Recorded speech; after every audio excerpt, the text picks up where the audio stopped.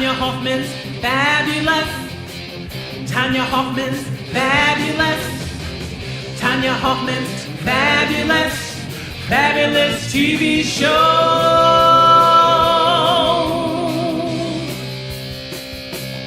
Tanya.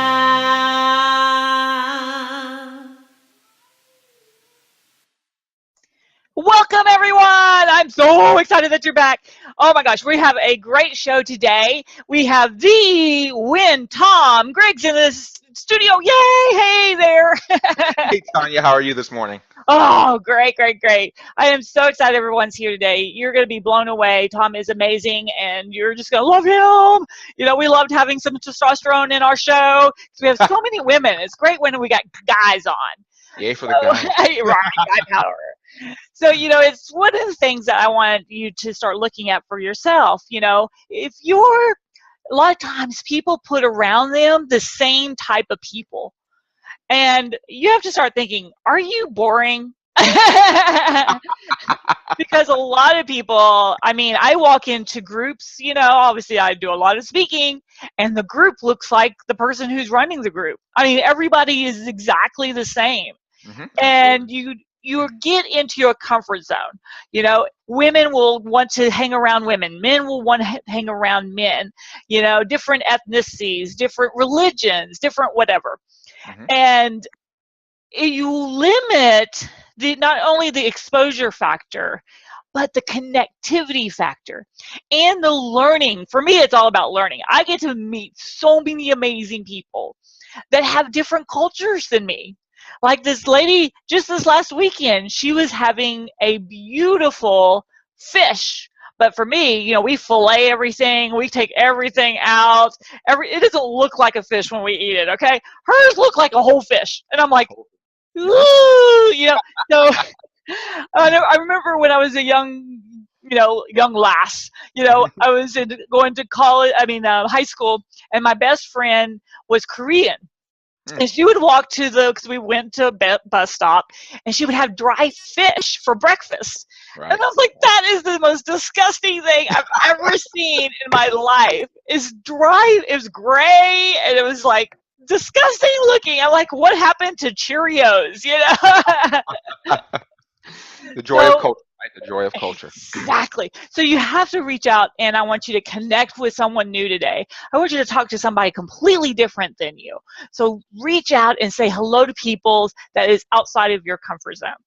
And I wanted Tom to come in to kind of give us some insights because he's amazing, okay? He has got so much energy, for one thing, and just this personality that you're just going to love. So how are you doing, Mr. Nguyen? Tom, how are you? I'm doing great. I want to wish everyone, hope they had a great Easter holiday weekend or whatever your background is. Thank you, Tanya, for having me. It's a pleasure to be here, and I can't wait to get started and share a great message and just have some fun, make a difference in someone's day today. Yay! So tell us a little bit about you and what you've got going on in your life. Well, I'll start with the usual, which is where I kind of grew up. I was born and raised in Houston, Texas. Been here all my life. You made a great point about diversity and being different and reaching out to different people. My dad's African American, my mother is Vietnamese. So it wasn't dried fish, but sometimes it was dried shrimp. So, but I'm not going to hold that against you. It's okay. But you know, everyone has something different that they work with. And so I grew up with a lot of diversity and different ideas in terms of thinking and language and culture. So it was fascinating to me when I would go to places where there was a lot of homogeneity. There's a lot of the same kind of people. I got used to it. I grew up in some hard working class African American neighborhoods here in Houston, but I would go home to a house that was very diverse. My brother, we share the same mom, but his father was Caucasian, so I would tell, this is my brother, and people would look like, no, seriously. Till this day, Tanya, till this day, I introduce my brother to people, and they go, you mean like bro, like your buddy, your best? Like, no, blood. You know, you still get that look. So even as diverse as we are today, ideally, people still can't seem to break out of that mold.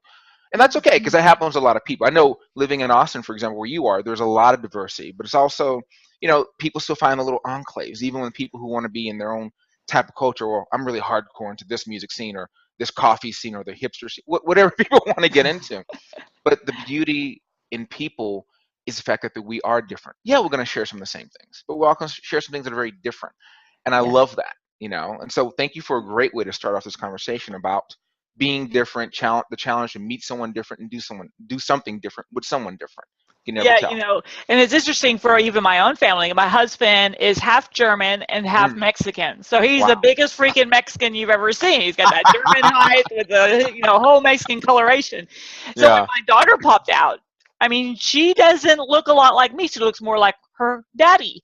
But Hmm. yeah, she has this different flavor to her. So she almost Absolutely. looks Asian, but yet she doesn't quite, but she doesn't look Hispanic, or she doesn't look, people are like, oh, are you her nanny? And I'm like, no, Mm, I'm her mother. yeah. But that's kind of the thing with, when you do diversify, I Yeah. got to find about his family's culture, and Mm, he's still finding out about it because he grew up in America. So absolutely. for him, he didn't grow up in the Mexican culture or the Right. German culture. Right. And his parents were always shocked when he didn't understand something about their culture Right. because he never grew up that way. Right, and that's also the power of assumption. Even with our own family, we make assumptions that, well, you should know this because, I part of my background too, professionally, is I taught college and been in the higher education environment since 2000, 2001. And I just recently left the higher education field teaching in College of Business here at the University of Houston downtown, and I loved it because I taught a lot of leadership and team development and those types of communications. And I would always talk about in critical thinking the importance and the good and the bad of assumptions. And so many people assumed because you looked like me or you look different, you dress like me or dress differently, I can already make all these assumptions about you. It's like the classic people who say, give me a minute or two, I can tell you everything about somebody just from my first impression. You're gonna get some things right, but you're gonna get a lot of things wrong if that's the only thing you look at. I have a lot of friends being in martial arts. A lot of my instructors and training partners were in law enforcement. They teach you in law enforcement because your life or someone else's life may depend on those first 20, 30, 60 seconds of interaction with someone, and if you understand that, that's why, and I'm not going to get too crazy in this, but that's why you tell a lot of people how you interact, especially in law enforcement, can set the tone for a lot of things. Well, that same logic applies to how you interact with people right off the bat. Yeah. Sometimes they say you never get a second chance to make a first impression. So do your very best to make that impression. You can't. You're not going to have a great time all the time, but Yeah. sometimes we get hinged on those first impressions. We get stuck in that too. Everyone has a bad day. Oh yeah. Everyone has a bad day, and you don't. Yeah. As my lady says, we don't always show up well. Sometimes, This is and totally it's true. true. And I do a lot of sales training, and I do a lot of training with network marketing companies and things like that. And I said, don't cherry pick. You're Right. looking for that perfect person, and that person doesn't exist. No. You have to take the person you find and figure out what is their qualities that Mhm. makes them unique and amazing, and then what Absolutely. qualities that they are lacking. That way you can find someone to help them with that. Absolutely. And that's so important for people who, especially starting off in business, maybe Hmm. even a career advancement. What is it that you need help with? And Right. then go for that. Yeah.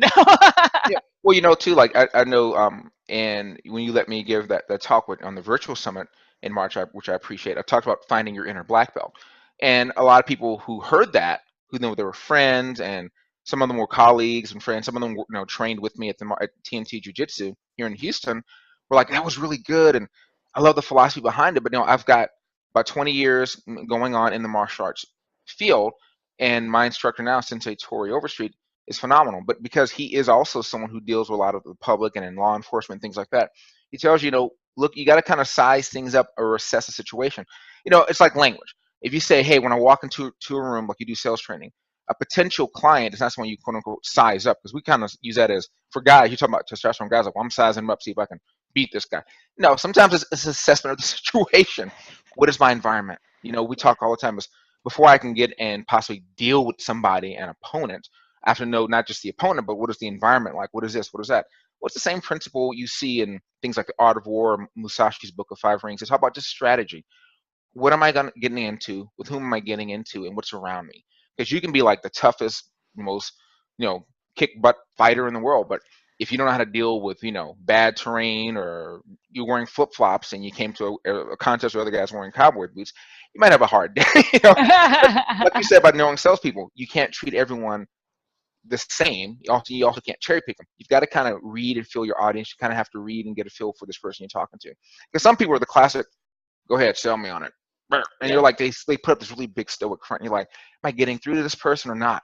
And I think, like you're saying, when you deal with teams, and I've started doing some work with network marketing as well, you may have something that can change someone's life. They will never know that, because how are you approaching them? That's the most important thing. Are you putting on the right kind of energy and facade that is actually going to appeal to them? Well, and I think you can talk a lot about, those, like if I would ask you, if you said, Tanya, what would be one of the key things that you teach people in sales and about clients, what would you tell someone like that? Get out of your own way. That's awesome. Awesome answer. Yeah. And that happens a lot of people when they come in with us, either in martial arts, even deal with me, is like sometimes you need advising / coaching. Sometimes you want to try something different. The other part I see with a lot of people is past experience. We've all had past experience with something and it didn't go well. And that's like relationships. The person you married isn't always the first person you ever dated, the first person you ever kissed, So people have gotten that. And so it's like, it's baggage. Can I let go of what happened in the past to do a great job right now in the present? Because if you can't, you're not going to make it. It's like driving a car. You drive your car looking forward. You don't drive your car always looking in the rear view mirror or turning your head around, because you're going to run into something. So you can't move forward while looking at the past all the time. So Exactly. And that's so hard for people to adjust to. When I had my retail stores in Houston, we did science and nature retail stores. So we did science birthday parties, dissecting classes, all kinds of fun things. Awesome. I know, it was so much fun.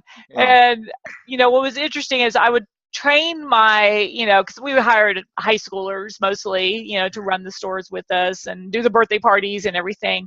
And when we first sat down with them, we're like, no matter who walks in that door, you have to treat them with respect, even if it's a 4-year-old child. Because that 4-year-old child could have gotten $100 from their grandmama, and they want to spend it on bugs, or they want to spend it on a chemistry set or whatever. You have got to help them as if they're a 50-year-old that you think has a lot of money, Absolutely. And it's so hard for people to grasp that concept, and size people up, because they're always sizing them up, right? All right, can I actually flip that guy over? And how would I flip him over if I was going to do a jujitsu? So that's exactly how it goes. Go, right? Great way to start your Monday. I'm telling you, people, great way to start your Monday. Tanya Hofmann over here. Oh my gosh, it's so much fun. Well, but that's what we say. Like, I tell people, my talk was like finding your inner black belt, and I'm applying those principles of martial arts, Japanese jiu-jitsu. But what it comes down to is, how do I approach this person? One of the biggest things, like you said, get out of your own way, get out of your comfort zone. One of the first things we tell people when they come to our dojo and they get on the floor, because it's matted, is if people think, oh my God, I'm afraid of falling, we're going to sit there and tell them, if you want to be good in this art, get comfortable with falling, because this is art that we punch, kick, we throw, we do all these different things. But I can't throw you effectively if I myself don't know how to fall effectively, because I know what I don't want to happen. I know what I don't want to have happen to me. So a lot of times when I'm working with someone who's less experienced, because I'm black belt, maybe I'm working with a blue belt who's learning a new kind of throw, for example. Then if they're not doing it all the way, I'm not going to sit there and land on my shoulder and be injured. I know how to throw my body over so I land on my side and not get hurt. But it's my responsibility to take care of myself.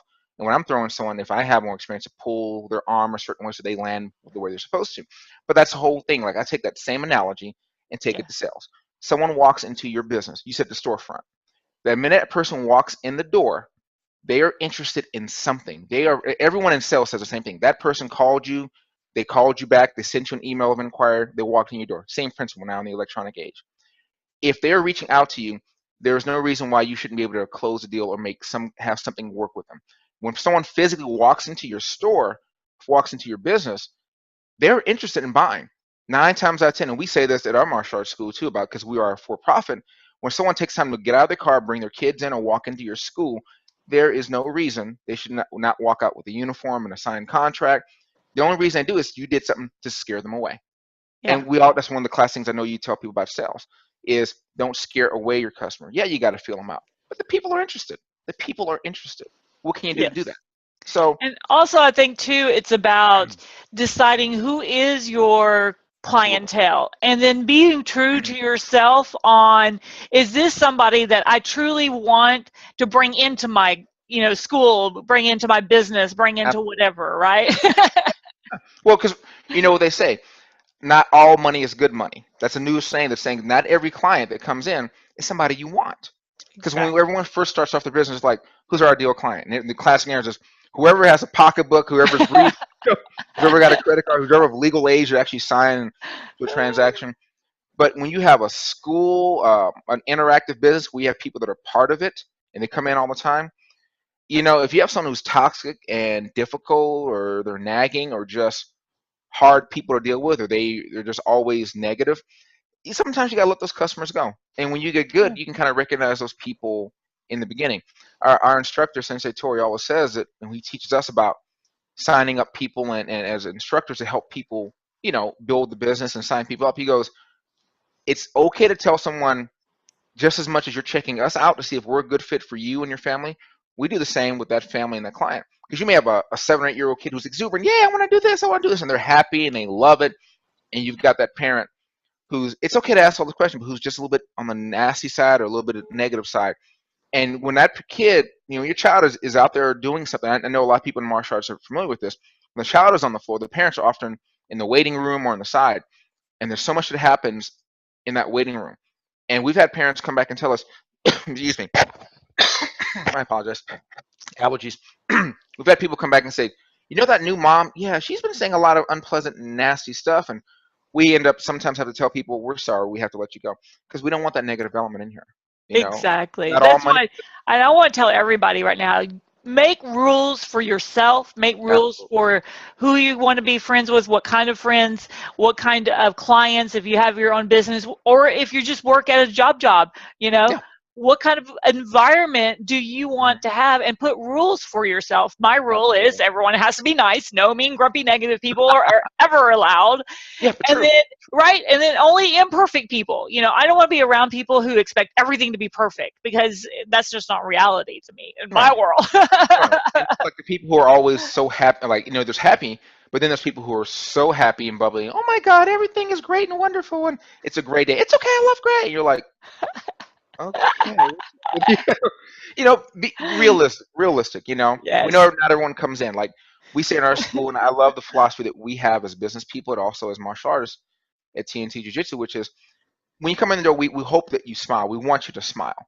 But if nothing else, when you come in and you're taking a class, or your child's taking a class, when you leave, you should be smiling if nothing else. You may be Yeah. tired and sweating, and from the exercise and the techniques and all those punching and kicking and throwing and all that great stuff, but you should feel better when you leave. One of the principles of sustainability is leave things better than you found them. So we love that when people come into our school, they can be 10-year students, been there for 10 years. Yeah. Bad day, great day, good day. Leave a little bit happy, a little bit better than when you came in. Maybe you're frustrated because you're thinking about something, but now you're thinking, hey, why did I get that wrong? And then maybe sensei tells you, you've got something on your mind. I know you can do this technique. But like in sales, dude, I've seen you close this many sales before. What happened on that one? And the person goes, and then you realize there's something that's preventing you. Your technique Yeah. isn't flawed. Something up here is just not aligned. And we all Yeah. have bad days. There are Oh days yeah. where we're not on our game. And always But listen to your gut too. um, I think all the people that I've ever had real problems with as clients was started in my gut saying, don't don't do it. do it. And for me, I really want to help people. And Yes. it's usually someone that's like on their last, breath. They're trying to figure out what can they do. Mhm. And there's something in me that's like, just there's a reason that they are where they are. It's the Absolutely. mindset, whatever. And Absolutely. sure enough, I'll take them, and then I'm like, oh, I shouldn't have done that. So Yeah. listen to your gut. Yeah. Well, it's like everything. Like people ask me all the time. They seem to think because I'm coming from a perspective of martial arts, and a lot of things that I use in terms of business and coaching and consulting and my workshops and speaking engagements, it's something foreign and new. It's the same message, just in a different package, but it's old wisdom. Like you said, how do there's a saying that a black belt is simply a white belt that never quit. So how do you get good? By trying and doing, and that magical F word, failing. Yeah. It's Yeah. okay if you can't get that kick down. It's okay if you have a hard time, like stuttering, you get nervous when a client comes in. That could be anything. That's why a Yeah. lot of people do sales and team sales, like network marketing or any sales teams, they put you with a senior person. You go out on calls. It's very rare that when you want to mentor or develop someone, these, okay, here you go. Here's these clients. Here's your materials. Go pitch. Go get it. And you're Yeah. sitting there going, even in real estate, when you're new to it, a lot of times they have you partner up with someone on a call, whether you're a buyer or a seller. And when you do like a house walkthrough, sometimes you have two agents because someone has to go and figure out and see how it's done. Otherwise, you're sitting there flying by the seat of your pants, and you're making so Yeah. many mistakes that it's easy to get discouraged and leave. And that's why a Yeah. lot of people don't have it. You got to have tenacity. You got to be tough, sure, but you got to be smart in how you train yourself and how you train other people. And that's Yeah, what. and if you're always getting the same result, you got to start asking yourself, why am I not learning? You got Yeah. to adjust. If you No. continue to do everything the same way, you're Hmm. not going to get any better. So you've got to figure out what works, what doesn't work, even in, especially in the speaking world. Absolutely. People they want the perfect stock PowerPoint with great presentation, Yep. with back of the room sales, and they're going to give that great presentation, and everyone's going to rush to the back, and there's going to be all these people, and they're going to have 100 people on their first webinar, and I'm And it's like like, the standing ovation where people love you and are crying too. Yeah, yes, absolutely, absolutely. yeah, I talk to millionaires, billionaires all the time. They all started with zero. You know, they all started where they did their first webinar or teleconference or something, and there was one person. Yep, I mean, yep. they all did it, and they all took. They may be charging $100,000 for coaching with them now, but at the beginning, they were just happy with a hamburger. Absolutely. Absolutely. It's like the classic, like you have, coffee with Tanya. Sometimes what you just is just sit over a cup of coffee or tea and talk, and that makes you Absolutely. so comfortable. I know a lot of people heard like Brendan Burchard and his work, you know, um, Experts Academy and all that. And I remember going to one of his seminars out in California, and he tells a great story of he shows a picture of him sitting in his girlfriend's. They have like a little one bedroom or one efficiency, and he's sitting there with a TV dinner tray, his laptop, doing his first, content for his first real seminar. And we sent everything out. He was so happy, and I think he said 30 or 40 people show up, which he's really happy about. And some of them didn't stay. And he's like the big music production where you have like the big sound systems and all that. The good music. He likes energy. At the beginning, he had those little Logitech speakers hooked up to his laptop, and he's like, Yeah. "Yeah, let's get going." And people were like, "What is this?" Because the speakers are small. But that's where he started, Yeah. and everyone has to start somewhere. That's why I say Yeah. white belt. Sometimes you come in, you have no idea. Like in the talk I gave, there's sometimes where people come in, they sign in, and they sign up. We put the uniform on them. I said, just hold on to the belt, and then come out with the belt in hand and go, how does this thing work? Or sometimes they try and tie it on themselves. It looks like a Christmas bow went really this way, and I'm like, that's not how you do that. And so we have a lot of fun. We try not to laugh at them. We do, but we try not Yeah. to laugh at what they can see and go, let's see what this one's going to do. Oh wow, that's beautiful. And we fix Yeah. it and show them how to do it. But learning to tie your belt for the first time is a really great experience. Getting out there and seeing yourself in the mirror with this uniform on because you look different. And Yeah. everyone in our dojo wears a white uniform with different colored belts except for our instructor because Yeah. he's earned the right to wear something different. And that's beautiful though. And people, they want to judge their performance by everybody else's. I took a Tai Chi class one time, Mhm. and we had a variety of people in this class, from very young to very much older people. And then there was this guy who was a bodybuilder. I mean, he was buff, right? And Right, so we were all doing these stretches, and he couldn't. He was just so stiff, right? right. And Muscle he, memory, oh but my gosh, no flexibility at all. He really needed this class, and he quit yeah, because he did not like that he wasn't immediately a success at this. And right, that's like, right. I'm sure the first time you picked up barbells or whatever it is, you didn't go poof and you got huge in one instant. No, no. It takes time. But that's the thing. That lesson that he learned from the first time he stepped in the gym and started lifting, and people mentored him, told him, "Hey, you got to take time to do this. You got to take these supplements, eat this way. Your cardio's got to be like this." Awesome. Well, it's the same thing here. You may not have as much of those extra extraneous things, but maybe you do because everyone knows about health and fitness now. If you want Yeah, to be more flexible or have better muscle tone, you got to look at what you put in your body, not just what you do to your body. We say the yeah, same thing in our school. Guys, ladies and gentlemen, monitor what you eat. Is it portion control? And that magical word is discipline. yeah, The same thing talking about the millionaires and billionaires who got there. Everyone knows the stories. Oprah, all these different people. One thing I love about Oprah, she tells these amazing stories. She interviews people, and they tell their life story to her, and as the viewers get to see it.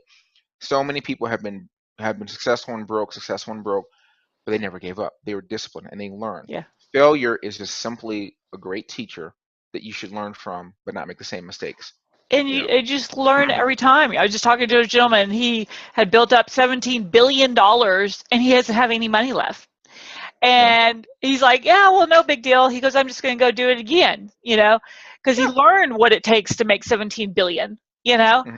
and he made a couple of really bad mistakes, but in his mind, it was just a learning experience, and he's just going to go do it Yeah. again.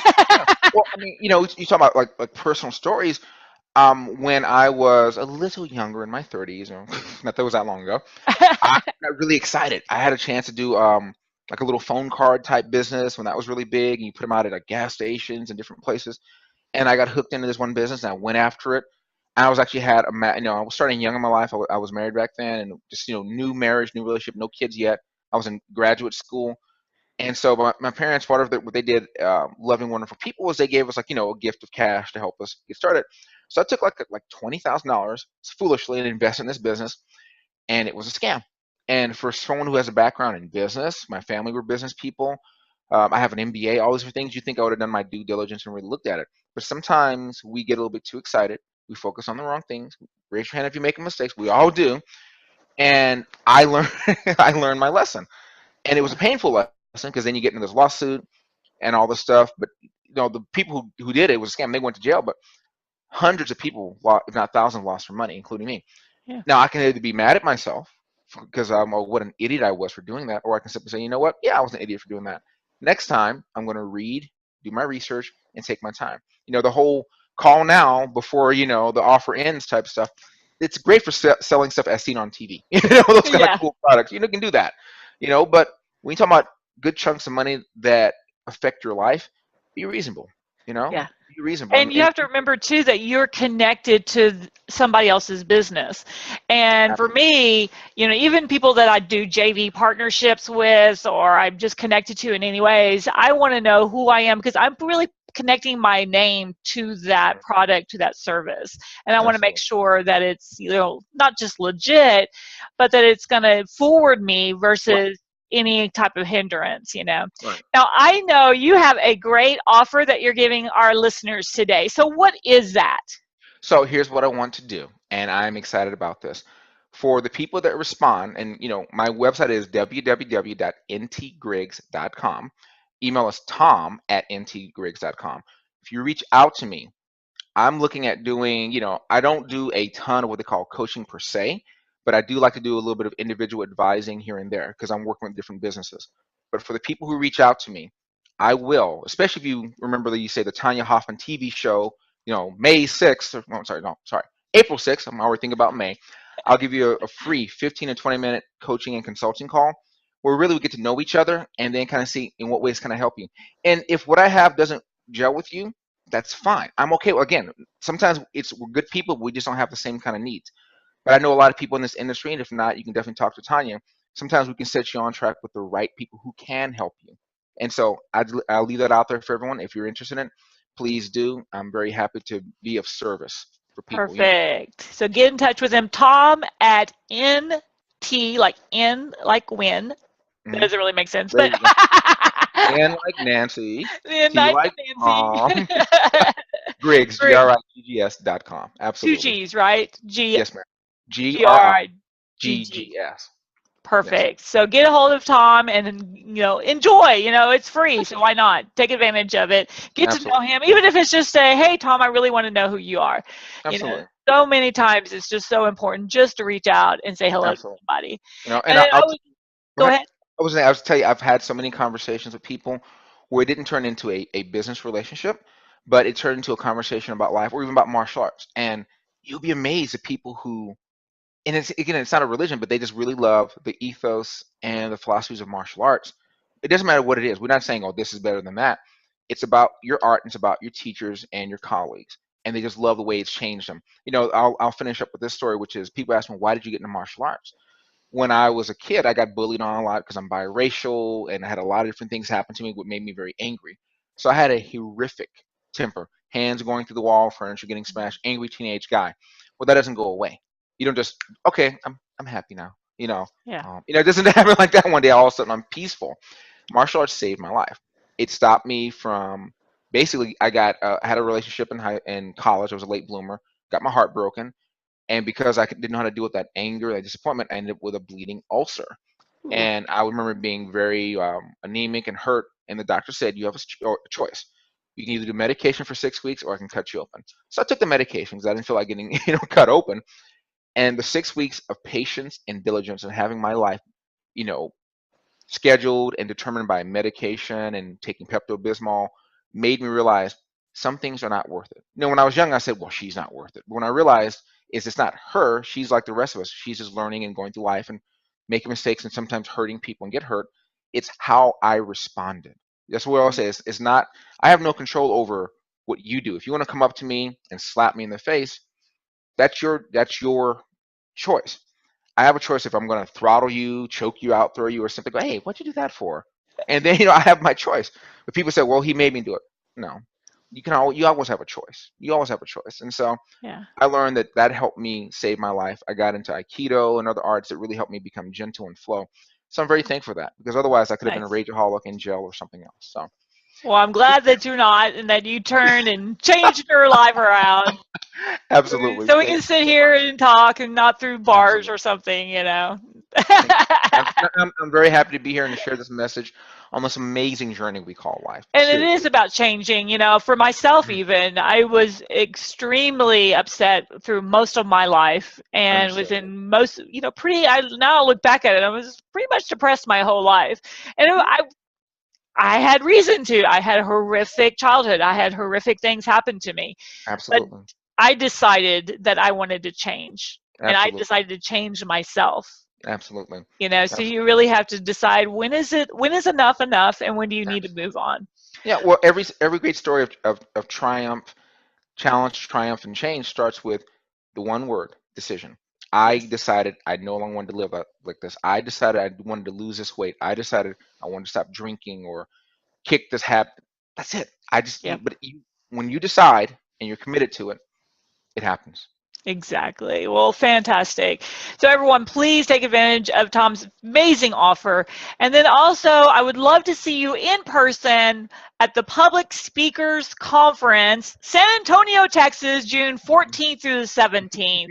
Absolutely. Amazing trainings from 6 and 7 figure speakers that aren't just flying in, flying out. They're sitting there, they're talking to you, they're giving you the information that you need. They're doing real training.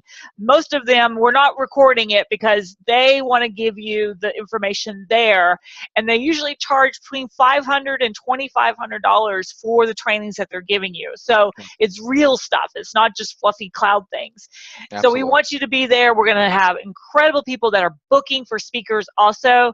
And I know there's some of you are like, oh, I'm not ready for that. It is okay. It's about getting connected and learning and Absolutely. also seeing how do the big guys actually do it? Yeah. What are Yeah. they doing? And experiencing that. So I want to give you a special offer. If you go to Public Speakers with an S conference.com, you can take $100 off your admission. So put in coupon code Tanya's TV show, and you can take just $100 right off from the top. Okay, so I want to see you there. Thank you, Nguyen, Tom, Absolutely. Griggs. Got Absolutely. such an unusual combination of names there. That's Um, my exactly. Thank you for being on. I'd love to have you on again. So absolutely. everyone, have a fantastic Yeah. day. Thank you. Bye. Bye.